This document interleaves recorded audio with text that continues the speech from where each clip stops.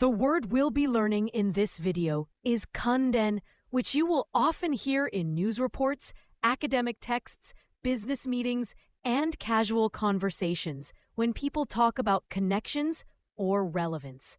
Imagine how much more natural your Japanese will sound when you can say things like, "Is this related to the previous topic?" There is a strong relation between diet and health. This document is not related to your case. Let's get started. Kanden. Kanden. The word kannen means a connection or link between things, ideas, or events, and is used to talk about how one thing is related or relevant to another in everyday and formal contexts.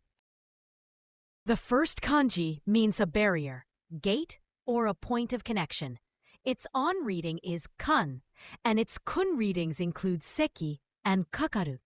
You can see it in genkan, where it means the entrance or doorway. In kankei, it carries the sense of a relationship or connection between things.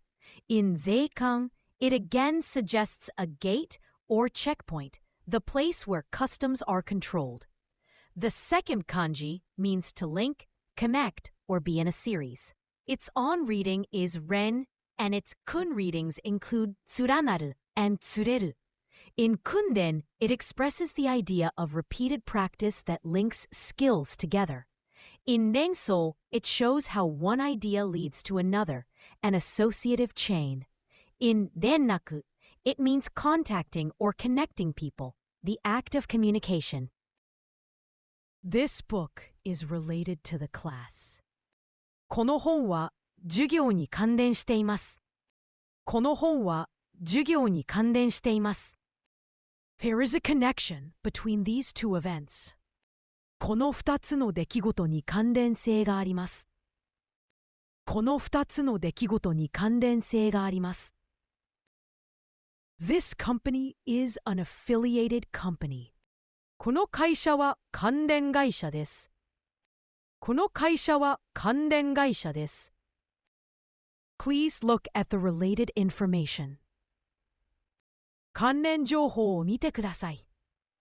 関連情報を見てください。The most common synonyms of the kannen are kankei and kannensei. Kankei often focuses on relationships or ties between people or things and can imply causal or interpersonal links, while kannensei emphasizes the degree of relevance or pertinence of one thing to another, highlighting how closely they are connected. The most common antonyms of the kannen are mukankei and dokuritsu. Mukankei means not related or having no connection at all, and dokuritsu means independent or standing alone, stressing the absence of linkage or dependence.